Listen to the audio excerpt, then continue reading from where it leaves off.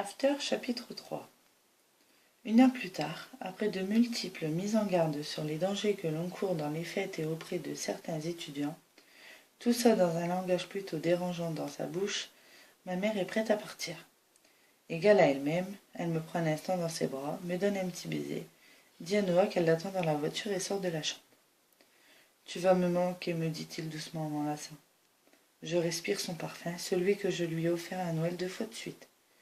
L'intensité a diminué depuis ce matin, mais je réalise, même si je m'en suis plainte plus d'une fois, que je vais regretter cette odeur et ces sensations de sécurité et de familiarité qu'elle me procure.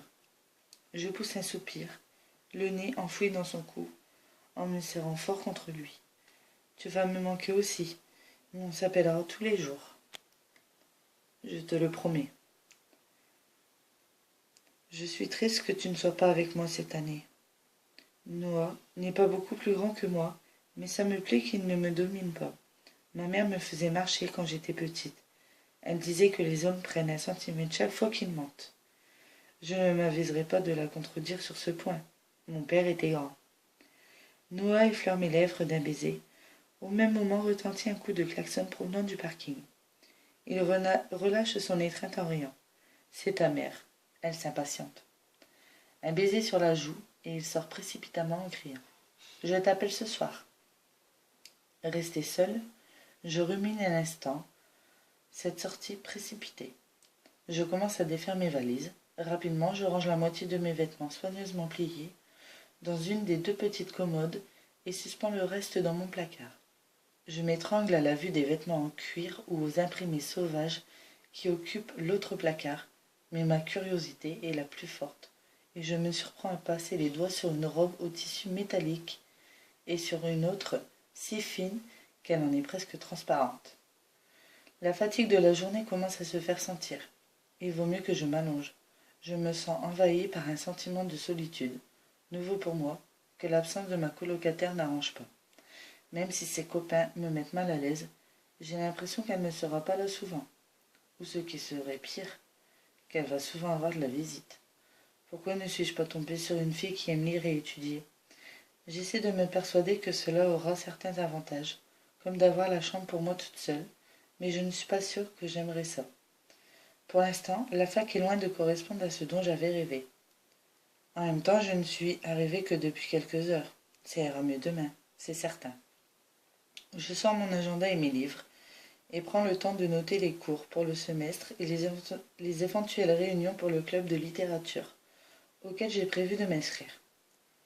Je ne suis pas encore tout à fait décidée à le faire, je préfère me faire une idée par moi-même. Mais j'ai lu un certain nombre de témoignages intéressants. Je pourrais peut-être y rencontrer un groupe de gens ayant les mêmes idées que moi. Je n'aspire à me faire des tas d'amis, juste quelques-uns avec qui échanger et partager un repas de temps en temps. J'ai prévu d'aller faire un tour hors du campus demain, histoire d'acheter des trucs pour ma chambre. Pas pour encombrer mon espace comme l'a fait Steph, mais j'aimerais le décorer de quelques objets personnels pour me sentir un peu plus chez moi. Ce qui va compliquer les choses, c'est de ne pas avoir de voiture. Alors plus vite j'en aurai une, mieux ce sera. Grâce à mes récompenses de fin d'études secondaires et à l'argent mis de côté en travaillant pendant l'été dans une librairie, je devrais pouvoir me la payer. Mais pour l'instant, je ne suis pas sûre de supporter le stress de posséder une voiture. Et puis le fait d'habiter sur le campus donne accès aux transports en commun, et j'ai déjà repéré les lignes de bus. La tête pleine d'images d'emploi du temps, de filles aux cheveux rouges et de garçons désagréables couverts de tatouages, je glisse dans le sommeil, mon agenda à la main. Le lendemain matin, Steph n'est pas dans son lit. Je veux bien apprendre à la connaître, mais ça ne va pas être facile si elle n'est jamais là. Peut-être l'un des 2 garçons qui l'accompagnait est-il son petit ami ? Si c'est le cas, j'espère pour elle que c'est le blond. J'attrape ma trousse de toilette et me dirige vers les douches. Je sais déjà que le point noir de la vie en résidence universitaire, c'est les douches. J'aurais bien aimé que chaque chambre ait son propre cabinet de toilette. Bon, au moins, elles ne sont pas mixtes. Ou du moins, c'est ce que je croyais. Comme tout le monde l'aurait cru, non ? Mais en arrivant à la porte, je dois me rendre à l'évidence. Il y a 2 plaques, une féminine et une masculine. Horreur, je n'arrive pas à croire qu'ils autorisent ce genre de choses. et que je n'ai pas découvert au cours de mes recherches sur WCU. Je repère une cabine de douche libre.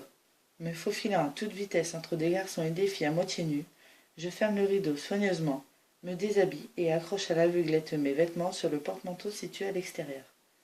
À part moi, personne ne semble le moins du monde gêné par tous ces corps des deux sexes à moitié nus.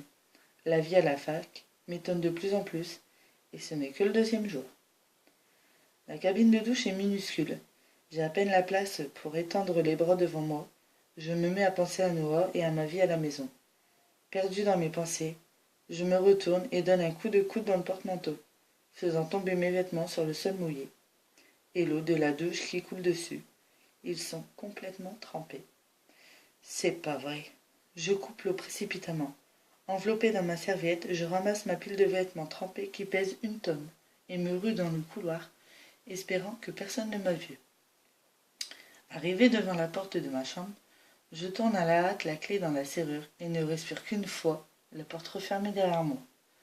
C'est alors que je vois le garçon brun, tatoué et malpoli, allongé de tout son long sur le lit de Steph.